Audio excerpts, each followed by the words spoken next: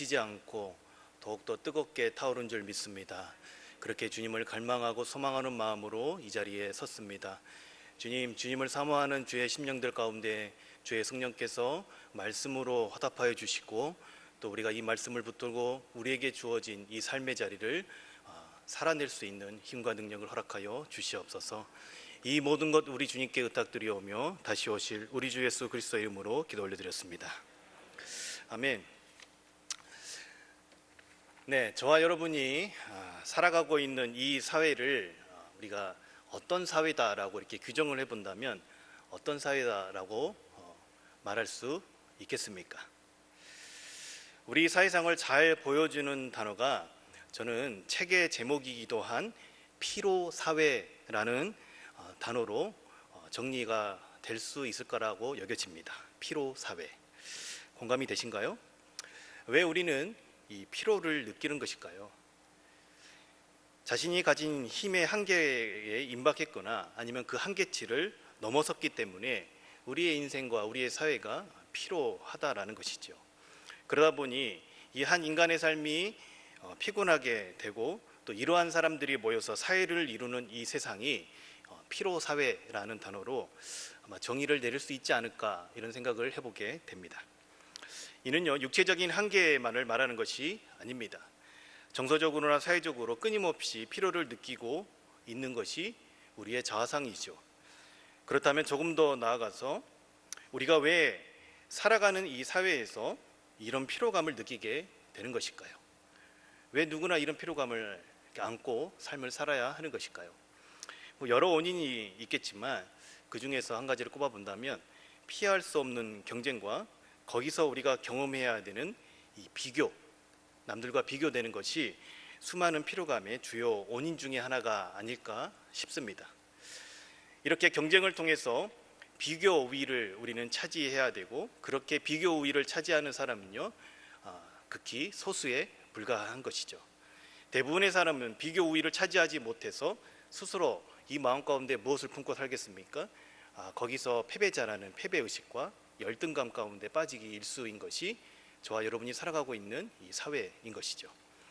그러다 보니 우리 사회가 낙담과 이 열등의식을 내재한 채 살아가는 사람들이 상당히 많다라는 것을 부인할 수가 없습니다. 이런 사회를 살면서 우리가 의식하든 의식하지 않든 어떤 생각을 우리는 갖게 되는 것일까요? 경쟁에서 우리가 반드시 비교 우위를 차지해야 한다라는 생각을 갖고 살아간다는 것입니다. 저와 여러분들이 이런 내재된 생각과 또한 그것을 요구하는 사회 구조로 인해서 저와 여러분의 인생이, 이 사회가 피로감을 안고 살아갈 수밖에 없다라고 저는 생각이 되었습니다. 또한 어떻습니까? 이 경쟁에서 비교 우위를 차지한 사람들은요, 자신을 드러내는 수단으로 사용하는 것이 바로 이 소유라는 것입니다. 이 소유, 자기가 가지고 있는 것으로 자신의 가치를 드러내기 시작하는 것이죠. 그러다 보니 그 사람이 소유한 것이 그 사람의 가치가 되어버린 것입니다. 얼마나 많은 것을 소유하고 갖췄느냐, 얼마나 많은 조건을 지녔느냐에 따라서 사람의 가치가 결정이 된다라는 것이죠. 그러니 어떻습니까? 다들 소유를 살 수 있는 이 돈이라는 것이 최고의 가치를 지닌 사회를 살아가고 있습니다. 또한 그러한 소유와 돈이 상대적으로 이 경쟁에서 비교 우위를 쉽게 차지할 수 있다는 것을 어느 누구도 부정하고 살지 않습니다. 동의한다는 것이죠. 그렇기에 우리 안에 내재된 생각이 어떻습니까? 더 많은 것을 우리가 소유해야 한다는 생각을 갖고 살아간다는 것이죠. 이렇듯 세상의 흐름을 따라서 살다 보면요, 저와 여러분은요, 아까 제가 서두에 말씀드린 대로 반드시 피로감을 느끼게 되는 것입니다. 모든 관계 가운데서 경쟁을 일삼아야 하고 늘 그 속에서 자신과 타인을 비교하는 것이 익숙한 그런 생각 가운데 빠져 살게 되는 것입니다. 그러다 보니 진정한 관계는 누리기는 더 힘들고 피곤한 관계들이 더 얽히고 설키는 가운데서 우리가 삶을 살아가야 한다는 것이죠. 더 많은 것을 갖기 위해 몸부림치는 것도, 그것을 이미 지닌 것을 유지하는 것도 우리가 인생을 살아가는 데 있어서 우리에게 피로감을 전해주는 것이죠. 여러분, 이것이 저와 여러분을 둘러싸고 있는 환경입니다. 과연 이러한 세상의 거대한 풍조로부터 자유할 수 있는 사람이 얼마나 있을까요? 저는 설교를 준비하면서 저 또한 이 거대한 풍조로부터 자유하지 못하다는 것을 부정할 수가 없었습니다. 그리고 이러한 것들이 제 삶을 얼마나 필요하게 하고 있는지도 제가 다시 한번 생각해 볼 수 있었고, 그 사실에 대해서 저도 부정할 수가 없었습니다. 여러분의 삶은 어떠십니까? 피로사회로부터 자유함을 누리고 계십니까? 한 분은 꼭 집어서 대답을 듣고 싶지만 네, 넘어가겠습니다. 스스로 한번 답을 해보십시오. 이러한 우리의 삶과 동일한 모습이 지금 이 사회뿐만이 아니라요, 오늘 우리가 함께 읽었던 이 본문에서도 피로사회의 모습이 그대로 드러나 있다는 것을 발견하게 됩니다.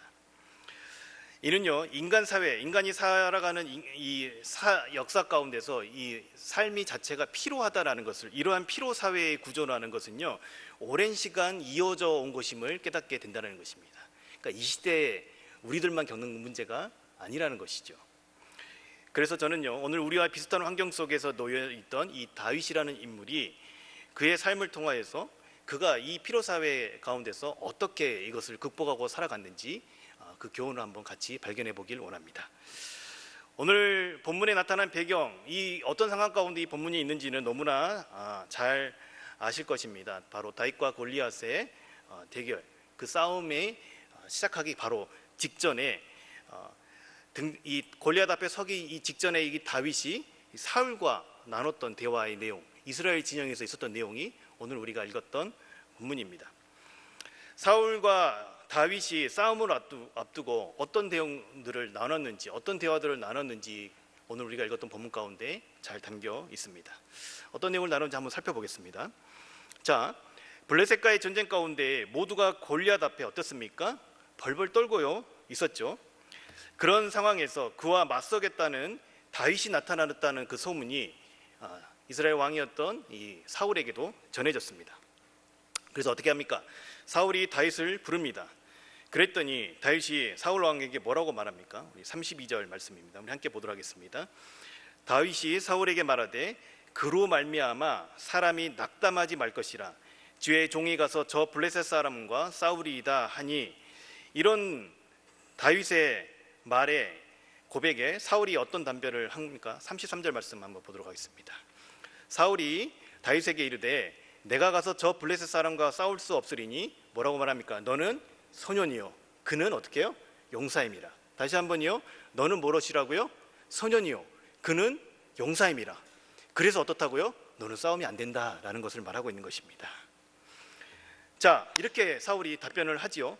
왕이시여, 저 블레셋 사람으로부터 낙담하지 마십시오. 제가 가서 싸우겠습니다. 다윗이 이렇게 나섰더니 왕이 어떻습니까? 너는 안 돼. 이런 메시지를 전하고 있는 거예요. 너는 저 사람과 싸우면 안 돼. 너와 저 사람이 상대가 되지 않는 사람이야. 그 사람이 얼마나 대단한 사람인데, 그는 어려서부터 용사인데 내가 어떻게 그 사람을 상대할 수 있겠니? 라는 답변이 돌아온 것이죠. 자, 보세요. 이 짧은 구절 속에서 순간 어떤 메시지가 이 다윗을 둘러쌉니까? 비교 우위를 차지해야 한다는 메시지가 어떻습니까? 다윗을 둘러싸고 있는 것이죠. 사울을 통해서 그 메시지가 다윗에게 전해지는 것입니다. 담대하게 나아가고자 했던 다윗에게 사울은요, 세상의 잣대를 가지고 그를 비교하기 시작한 것입니다. 그 비교의 대상이 누구입니까? 바로 골리앗인 것이죠. 하나님의 기준에 이 다윗이 맞는지를 따져보는 것이 아니라 세상 사람과 비교해보니 너는 그에 비해서 열등한 사람이야 라는 메시지를 다윗에게 직접 왕이 전하고 있는 것입니다. 이는요, 사울이 특별히 다윗에게만 이 순간적으로 했던 말이 아니라 자신의 인생 가운데서도 스스로를 계속 바라보는 자신의 관점, 세상을 바라보는 관점이기도 했습니다. 이게 무슨 말이냐면요, 말씀 본문을 한 장 넘겨보시면요, 사무엘상 18장에 보면 그러한 사울의 모습이 잘 나타나 있습니다. 여러분, 우리가 잘 아는 대로 다윗과 골리앗 싸움에서 누가 이겼습니까? 다윗이 이겼죠, 그렇죠? 그러면서 사울 곁에서 이 전쟁터를 누비는 장수가 됩니다. 누가요? 다윗이라는 사람이요. 그런데 그 다윗이 가는 곳곳마다 승전보가 전해지자 사람들이 이 다윗을 칭송하기 시작합니다. 사람들이 뭐라고 말합니까? 사울은 무엇이라고요? 천천히요, 다윗은 만만이라. 여러분, 천과 만이 누가 더 큽니까? 네, 이건 너무 쉬운 대답이죠. 보세요. 그 말을 누가 듣습니까? 사울이 들어요.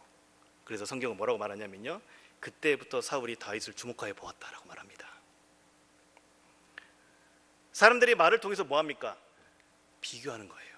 사울이 끊임없이 자신과 다윗을 비교합니다. 사람들의 평가가 다윗에게 더 높은 평가가 내려질 때에 그 마음 가운데 이 열등의식과 패배의식이 찾아오기 시작하는 것입니다. 그때부터 어떻게 합니까? 자신의 인생을 다윗을 죽이는데 허비하게 되는 것이에요.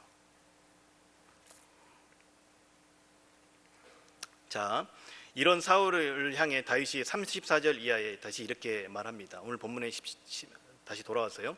아닙니다, 왕이시여. 제가 저의 아버지의 양떼를 지킬 때 하나님이 나를 사자의 발톱과 곰의 발톱에서 건져내셨기 때문에 무엇이라 말합니까?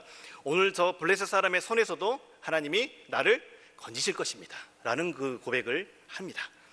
멋지죠, 이 고백이? 그렇게 너는 비교 위에서 열등한 사람이야 라고 순간적으로 그 자신을 둘러쌌던 메시지 가운데에서 어떻게 말한다고요? 하나님이 이 순간에도 나를 건지실 것이라는 고백을 했다는 것이죠. 그런 다윗의 답변을 듣고 사울은 골리앗에게 가라고 허락합니다. 그리고 난 다음에 사울이 다윗에게 한 행동이 하나 더 있는데요, 38절 말씀을 우리 함께 본독해 보도록 하겠습니다. 이에 사울이 자기의 군복을 다윗에게 입히고 노투구를 그의 머리에 씌우고 그에게 갑옷을 입히매, 39절입니다. 다윗이 칼을 군복 위에 차고는 무엇이라고요? 익숙하지 못함으로 시험적으로 걸어보다가 어떻게 해요? 익숙하지 못하니 이것을 입고 가지 못하겠다 하고 곧 벗어버립니다. 자, 보세요. 여기서 이제 무엇을 볼 수가 있냐면요, 이 행위를 통해서 사울이 다윗에게 또 메시지를 전해주고 있는 것입니다. 처음에 너는 그와 비교해서 우위를 차지할 수 없는 열등한 존재야 라는 메시지를 전했는데, 거기에 대한 이 다윗의 대답을 듣고 가라고 이야기를 했는데, 그리고 난 다음에 다시 이 행동을 했던 것이거든요. 그리고는요, 너가 저 사람과 싸움에 나가고자 한다면 뭐라고 말합니까? 이 정도 조건은 갖춰야 돼 라고는 메시지를 전해주고 있다는 것입니다. 무엇을 말하는 거예요? 소유해야 된다는 것이에요. 갑옷과 투구를 그리고 그에게 전하는 것입니다.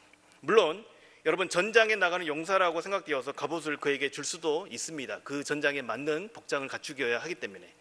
그러나 여러분 잘 생각해 보십시오. 당시 다윗은요, 직업이 무엇이었습니까? 군인이었습니까? 아니요, 군인이 아니었죠. 군인이 아니었기 때문에 다윗이 뭐라고 말합니까? 익숙하지 못하니 이것을 입고 가지 못하겠나이다 라고 대답합니다. 여러분, 제 아무리 좋은 갑옷이라고 하더라도 익숙하지 못한 것을 가지고 전장에 나가는 것 자체가, 그것을 지니고 유지하는 것 자체가 이 다윗에게는요 피로했던 것입니다. 피곤함을 전해줬던 것이죠. 그런 상태로 싸움이라 제대로 할 수가 있었겠습니까? 그런데 사울은요, 다윗에게 그와의 싸움을 위해서는 이것이 반드시 필요하다라고 자신의 갑옷을 입혔던 것이죠. 저는요, 이 말씀을 묵상하면서 이 다윗이 처한 상황이 초반에 저와 여러분이 나눴던 우리를 둘러싸고 있는 사회적 환경과 너무 닮아 있음을 보게 되었습니다. 어떻습니까? 끊임없이 서로가 서로를 비교하고 거기서 경쟁하고 또 비교 우위를 차지해야만 한다는 메시지를 전해주고, 소유하지 못하면 그 경쟁에조차 나갈 수 없는 그런 사회를 살아가고 있는 우리의 모습과 지금 이곳에 골리앗 앞에 나가고자 하는 다윗의 환경이 너무나 닮아 있다는 것입니다. 이런 메시지를 듣고 있던 다윗이 그 메시지에, 사울이 말한 그대로 그 메시지에 그렇게 받아들이고 자신을 인식하고 반응했다면 어떻게 되었을까요? 그래, 내가 상대나 되겠어? 잠깐 꿈만 꿔본 것이지, 그가 가진 것에 비하면 나는 막대기와 이 물매를 가지고 내가 무슨 싸움을 할 수가 있겠어. 그가 자신을 보호하기 위해 가진 갑옷과 큰 방패가 있는데 나는 이 갑옷을 입고 걷기도 있는데 무슨 싸움이 되겠어. 끊임없이 비교 가운데, 열등의식 가운데, 패배 가운데 살아갈 수밖에 없었을 것입니다. 그렇게 되면 어떻습니까? 다윗이 어떻게 그 메시지를 받아들였을 때 어떻을까요? 자신이 들에서 양을 치면서 맹수와 싸워서 이겼던 그 경험들, 그 순간에 하나님이 함께 하심을 경험했던 그 경험들이 어떨까요? 순간 보잘것없고 하찮게 여겨지게 된다는 것입니다. 자신이 그 싸움에 나가고자 했던 처음의 마음은 온데간데 없고 그 메시지 자체만으로 열등의식만 남게 됐을 것입니다. 여러분, 사울이 전하는 메시지에 다윗이 반응하게 되었을 때는요, 자신의 진정한 가치를 볼 수 있는 눈이 가려지게 된다는 것입니다. 여러분, 사울이 다윗에게 전하는 이 세상의 메시지에 반응하는 삶이 어떤 삶인지, 그렇게 세상에서 끊임없이 우리 가운데에 얘기하고 주입시키고 그게 맞다라고 말하고 우리를 평가하는 그 평가에 익숙해져 있는 우리의 모습이 어떤 모습인지를 잘 보여주는 성경 구절이 에베소서 4장 14절에 있습니다. 우리 함께 이 말씀을 함께 봉독해 보도록 하겠습니다. 이는 우리가 이제부터 어린아이가 되지 아니하여 사람의 속임수와 간사한 유혹에 빠져 온갖 교훈의 풍조에 밀려 요동하지 않게 하려 함이라. 아멘. 여러분, 성경은요, 사울이 전한 이 메시지를요, 사람의 속임수와 간사한 유혹이라고 이야기를 합니다. 온갖 교훈의 풍조, 온갖 교훈의 풍조라고 이야기를 합니다. 여러분, 이러한 것들이요, 저와 여러분의 이 잔잔한 마음을 요동치게 한다라는 거예요. 이는 저와 여러분이 살아가고 있는 이 세상살이 가운데에 이러한 상황을 우리가 반드시 만날 수밖에 없는데, 그러한 상황에 우리가 반응하게 되었을 때, 그것을 우리가 받아들였을 때에 요동치게 되어 있다는 것입니다.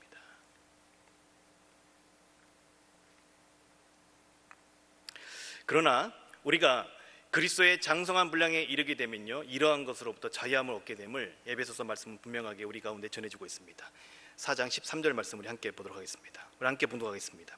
우리가 다 하나님의 아들을 믿는 것과 아는 일에 하나가 되어 온전한 사람을 이루고 그리스도의 장성한 분량이 충만한 데까지 이르리니. 아멘. 여러분, 우리를 온전케 하는 것은요, 하나님의 아들을 믿는 우리의 믿음입니다. 여러분, 이 온전한 사람이라는 것은요, 하나님께서 창조하셨던 것처럼, 처음 창조하셨던 것처럼 어때요? 회복된 사람의 모습인 것입니다. 우리 신자들이 바라보고 살아가야 될 지향점입니다. 그러니 우리가 예수 그리스도를 믿는 믿음에 충실하여서 온전함을 이루기에 힘써야 함을 성경은 말해주고 있는 것입니다. 그래서 어떻게 해요? 그리스도의 장성한 분량에 이르게 되면 세상의 온갖 유혹과 풍조로부터 어떻게 된다고요? 요동치지 않게 된다는 것입니다. 오늘 본문의 말씀을 통해서 본다면요, 끊임없이 세상은 우리를 비교하고 이것을 가져야 한다라고 이야기하고 우리를 평가하는 그런 메시지로부터 어때요? 우리가 요동치지 않게 된다라는 것입니다. 여러분, 이것이 세상을 진단하시고 또한 그 세상에 대해 세상을 살아가고 있는 우리에게 주시는 답이라고 저는 여겨집니다. 저는 이것이 사실임을 믿습니다. 우리 믿음이 더 온전해지고 우리 믿음이 성장하여 성숙하여 그리스도의 장성한 분량에 이르게 되면, 그렇기 때문에 어떻습니까? 세상이 우리를 감당치 못하는 것입니다. 왜요? 세상 풍조에 우리가 요동치지 않기 때문에 그런 것입니다. 여러분, 누가 이렇게 된다고요? 누가요? 바로 저와 여러분이 이런 삶을 살아갈 수가 있게 된다는 것입니다. 여러분, 우리가 세상이 감당치 못하는 존재가 된다는 것입니다. 이 말씀을 붙들고 저와 여러분이 어떻게 해요? 그리스도의 장성한 분량에 이르기를 소망하며 살아가는 여러분이 되기를 축복합니다. 반면 여러분, 세상 사람들은요, 이러한 세상의 요구와 풍조에 요동치는 사람들인 거예요. 요동칠 수밖에 없어요. 그것이 진짜라고 믿기 때문에요. 그런데 오늘 다윗은요, 어떤 모습을 보입니까? 에베소서 4장 말씀과 같이 그리스도를 아는 지식에 충만한 모습을 보입니다. 하나님을 아는 지식에 충만한 모습을 보입니다.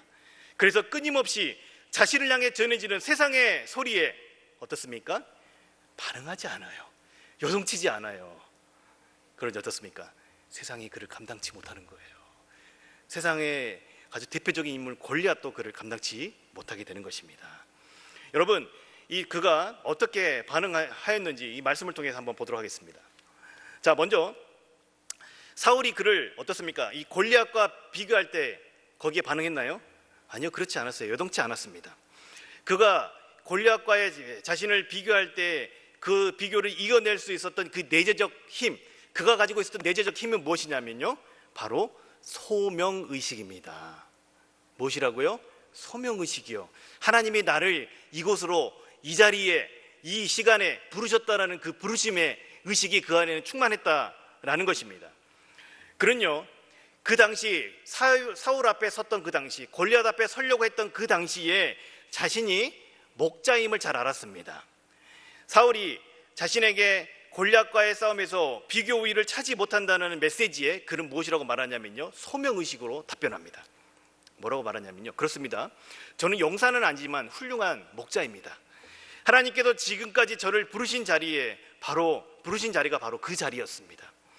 이것이 비록 양을 치는 자리였는지 모르겠지만 저는 그곳에서 저에게 맡겨진 양떼를 지켜냈습니다. 저에게 주어진 자리였기 때문에 최선을 다했습니다. 그랬더니 그런 저와 하나님이 그 순간 함께 하심을 저는 매 순간 경험하면서 이 자리까지 왔습니다 라고 34절 이하에 이렇게 답변하는 것입니다. 소명의식을 여러 번 지니게 되면요, 그런 사람은요, 남과 자신을 비교하지 않습니다.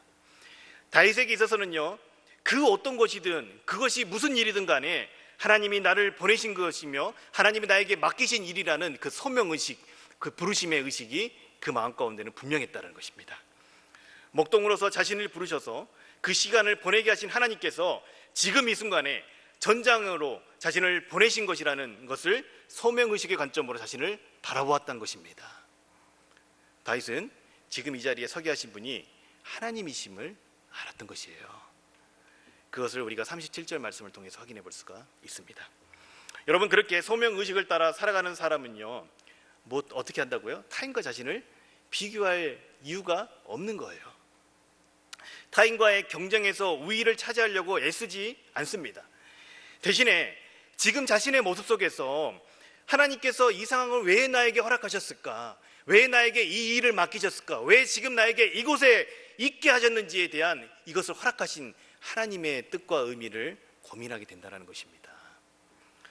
또한 늘 하나님 앞에 선 마음으로, 사람 앞에 선 마음이 아니라 코람데오 하나님 앞에 선 마음으로 자신의 삶의 자리에 서게 되는 것이죠.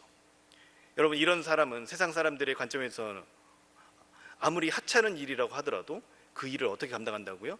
하나님 앞에 선 마음으로 임하게 되는 것이죠. 요동치지 않습니다. 그저 자신에게 주어진 삶에서 하나님의 뜻을 발견하고 어떻게 해요? 그것을 기쁨으로 감당하면서 살아내게 되는 것입니다. 왜 그렇습니까? 왜 그럴까요? 사람들과 비교 가운데 자신을 보는 것이 아니라요, 하나님 앞에 서 있는 자신을 보기 때문에 그런 것입니다. 타인과 비교하거나 경쟁을 통해서 자신의 가치를 발견하는 것이 아니라 창조주 하나님의 절대적인 가치를 통하여서, 절대적인 관점을 통하여서 자기 자신의 가치를 보기 때문에 이런 사람은요, 요동치지 않습니다. 다윗이 요동치게 하는 세상의 메시지에 의연하게 대처할 수 있었던 것은 자신의 삶의 자리가, 자신의 삶의 모습이 하나님의 부르심의 자리라는 것을 볼 수 있는 이 소명의식이 그 가운데 있었던 것입니다. 이것이 다윗이 지닌 세상을 이길 수 있는 내재적 힘이었습니다. 자, 여러분, 이어서 볼까요? 다윗이 지닌 또 다른 힘은요, 자기 자신을 어떻게 했냐면요, 있는 그대로 수용하고 사랑했습니다. 세상에서는 조건을 갖춰야 한다고 말하고 소유를 강요한다고 했었지요.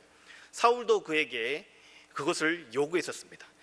야, 전장에 나갈 조건을 갖추기 위해서는 이것 정도는 해야 돼 라고 다윗에게 요구했었던 것이죠. 그러나 그것이 다윗에게는 익숙하지 못했던 것입니다.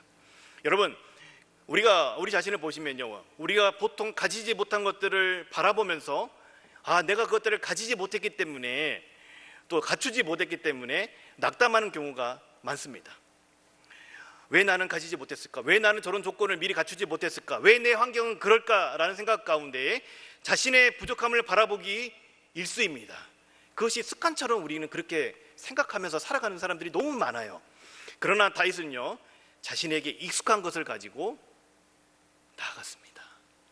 40절 말씀을 우리 함께 보도록 하겠습니다. 40절 말씀 어떻습니까? 손에 무엇을 가지고요? 막대기를 가지고, 시내에서 무엇을요? 매끄러운 돌 5을 가지고 자기 목자의 제국 곧 주머니에 넣고 손에 물매를 가지고 누구에게 나갔다고요? 블레셋 사람에게로. 여러분, 사울이 가져야 한다는 익숙하지 못했던 갑옷과 투구와 칼을 두고 무엇을 들고 나갔다고요? 물매와 막대기를 들고 나갔다는 거예요. 거대한 골리앗 앞에. 물매와 막대기는 여러분 언제 쓰는 것입니까? 목동이 양을 칠 때, 목자가 양떼를 칠 때 쓰던 것입니다. 자, 다윗은요, 당시에 아직 전장에 임해서 그 이후에 군사령관이 되어서 전장을 누비던 때가 아닌 그 당시 때 자신이 어떻습니까? 목자라는 그 모습을 있는 그대로 인정했어요. 있는 그대로 인정했다고요. 그렇게 자신을 있는 그대로 인정하게 되면요, 건강한 자기사랑이 가능한 것입니다. 그에게 그런 자신의 있는 모습 그대로 하나님께서 부르신 소명의 자리에 나아갈 때 어떻습니까? 하나님께서 자신을 사용하실 것이라는 그 믿음이 그에게 있었던 것이죠. 그리고 하나님은 그런 다윗을 통하여서 골리앗을 물리치셨습니다. 그러면 훗날 다윗이 계속 전장에 이 물매와 막대기만 들고 다녔을까요? 뭐 이런 생각이 들 수 있잖아요. 아닙니다.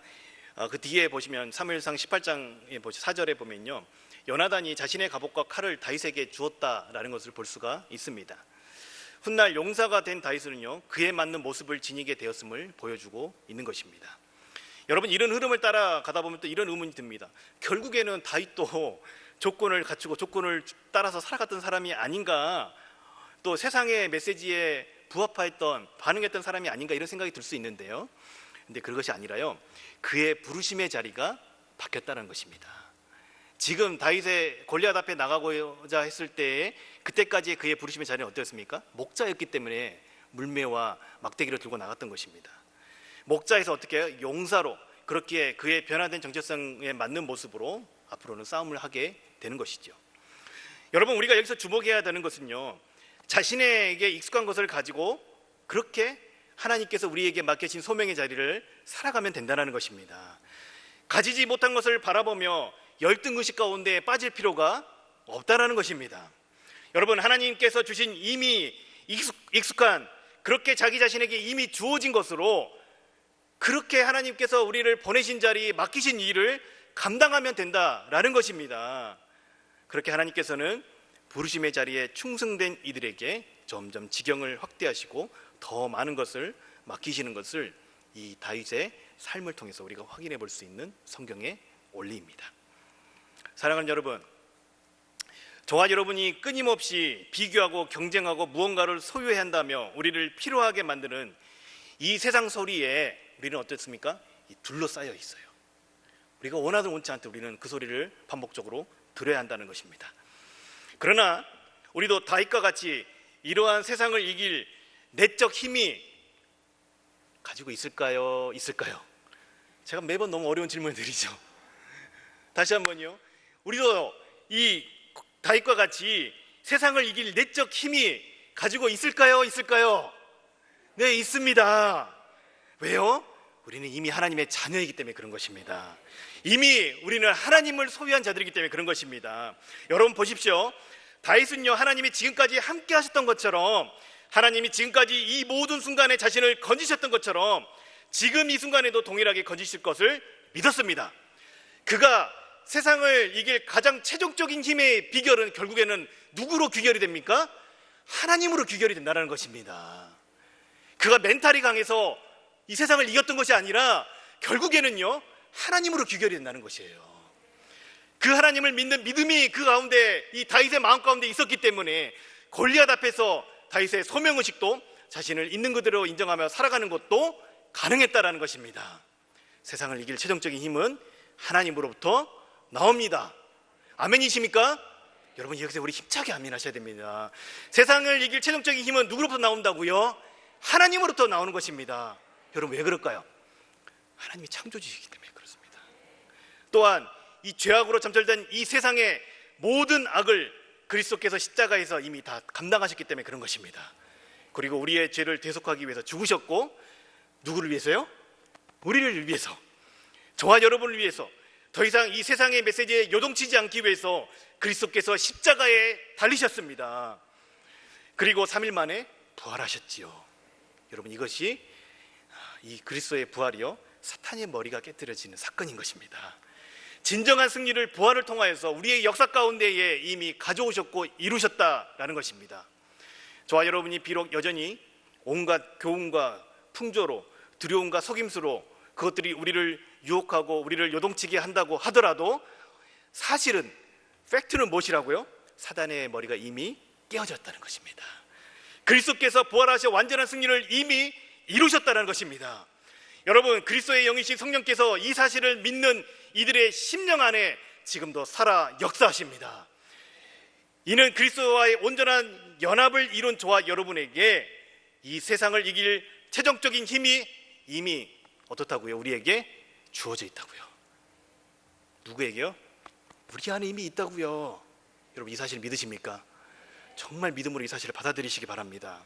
세상을 창조하시고 세상을 이기신, 또한 세상을 새롭게 창조하셔서 완성하실 하나님의 영이 저와 여러분이 예수님을 믿는 그 순간 우리의 안에 내재하셔서 세상 끝나는 날까지 함께 하신다는 것입니다. 이게 성경의 약속이고 이게 사실입니다. 그리하여 세상의 온갖 교훈과 풍조에 요동하지 않고 승리할 수 있는 힘이 어떻다고요? 우리 안에 이미 내재되어 있다고요. 그런데 여러분, 무엇이 문제일까요? 무엇이 문제일까요? 이미 그 승리할 수 있는 힘을 가지고 있는데 우리의 믿음이 문제인 것이에요. 하나님의 아들을 믿는 것과 아는 것에 더 자라가지 못하는 것이 문제인 것입니다. 저와 여러분 안에 이미 이루어진 이 놀라운 변화에 우리가 진정으로 믿음을 드리지 못하고 우리를 둘러싸고 있는 이 세상 메시지가 사실인 것처럼 믿고 반응하면요, 우리의 삶은 요동치게 되어 있는 것입니다. 그러나 비록 우리 신자들이 그렇게 요동친다고 하더라도 여러분, 이 사실 하나만은 꼭 기억하십시오.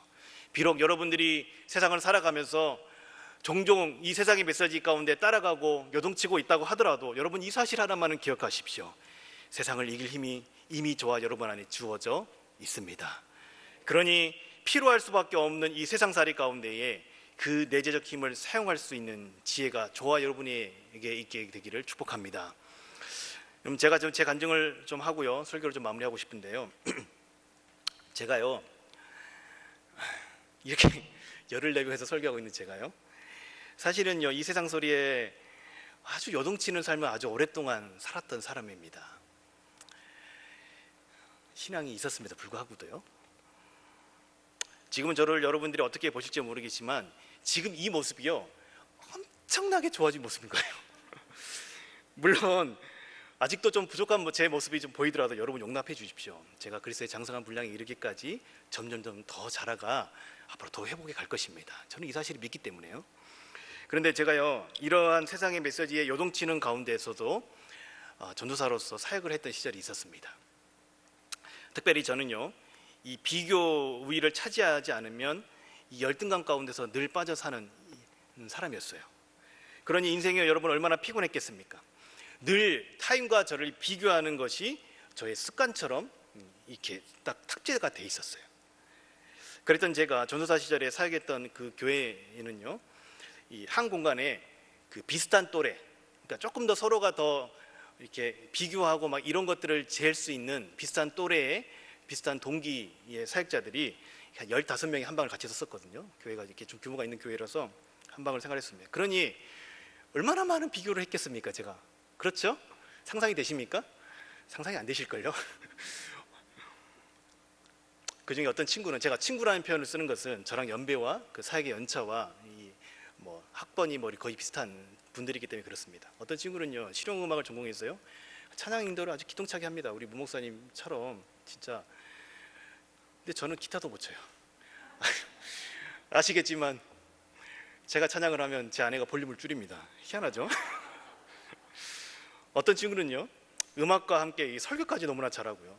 어떤 전도사님은 영어를 아주 잘해서 주석을 영어로 된 주석을 그냥 보고요, 번역도 하고 이런 사람도 있었어요.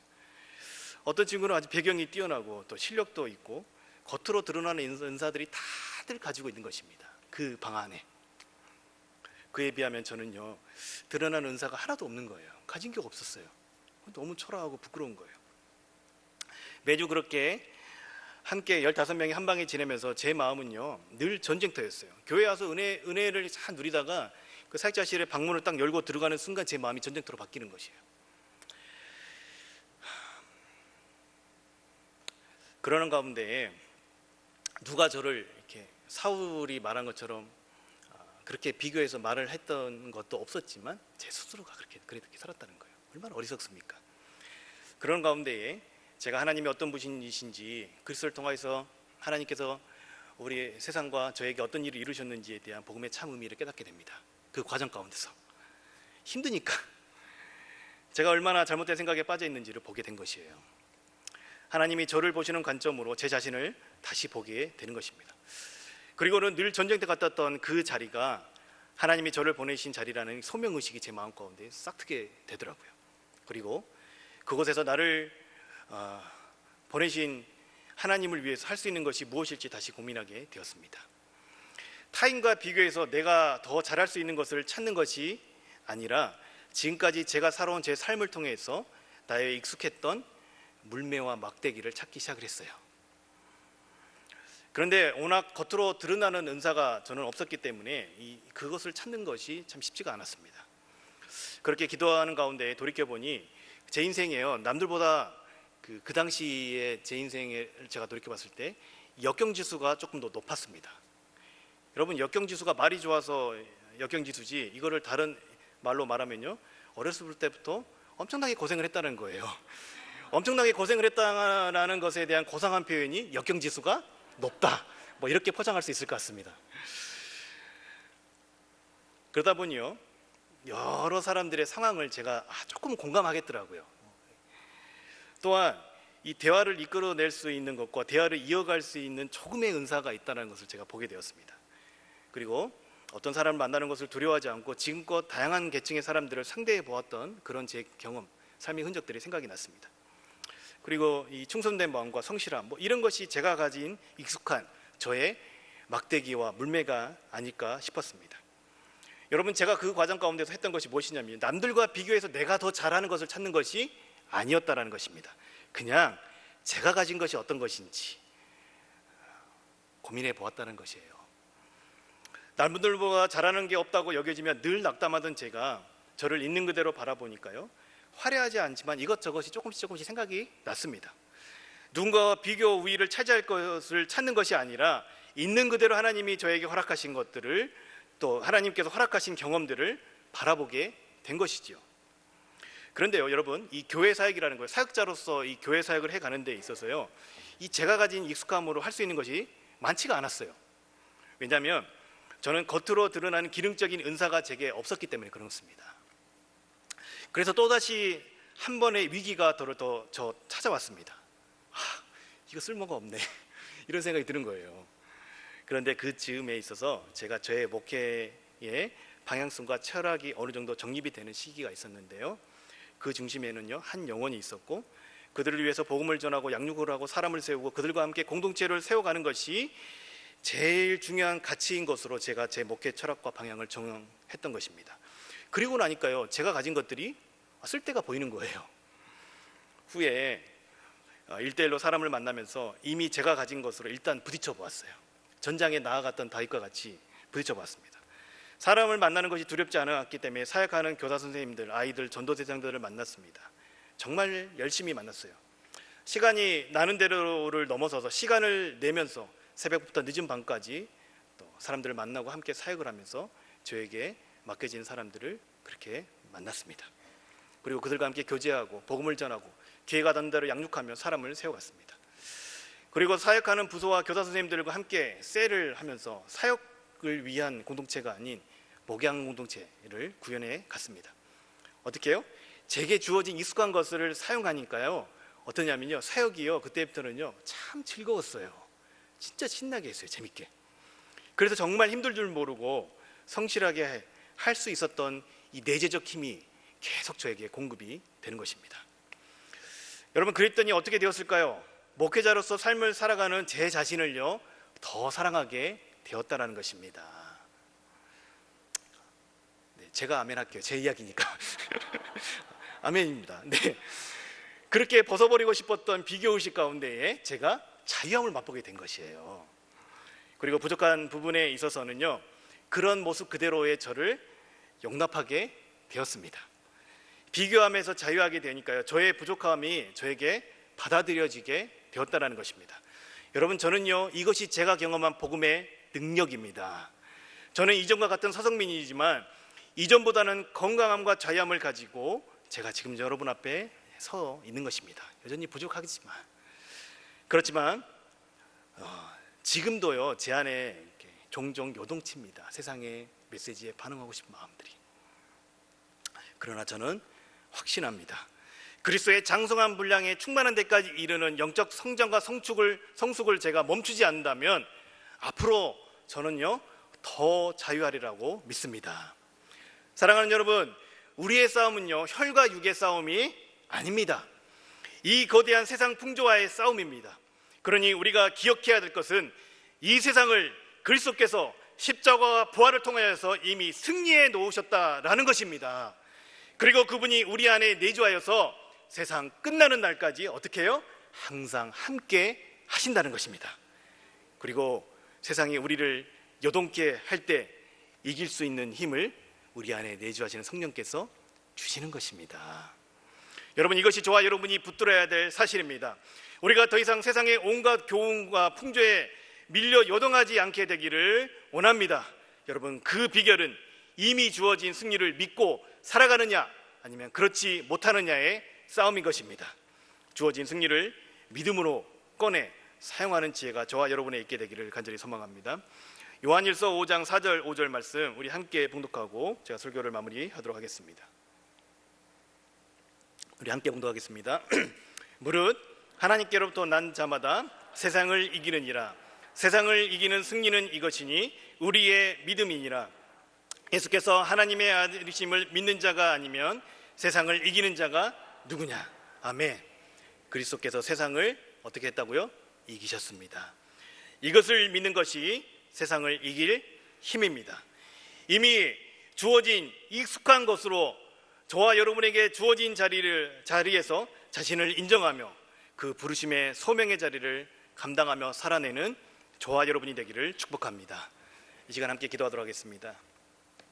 이 시간 기도하실 때에 여러분, 저와 여러분이 어떤 상황과 어떤 처지에 있는지 저는 다 알지 못합니다. 그러나 이 순간 우리 안에 내주에 계시는 성령 하나님께서는 저와 여러분의 처지를 분명히 아실 것입니다. 그 하나님 앞에 우리 정직하게 나아갑시다. 그리고 하나님, 내 안에 계신 그 주님을 우리가 신뢰하면서 믿음으로 우리에게 주어진 삶을 요동치지 않고 낙담하지 않고 살아갈 수 있도록 도와주시옵소서. 우리 그렇게 주님 앞에 함께 기도하며 나가도록 하겠습니다. 기도하시겠습니다. 주 하나님, 주님 앞에 나가기를 간절히 소망합니다.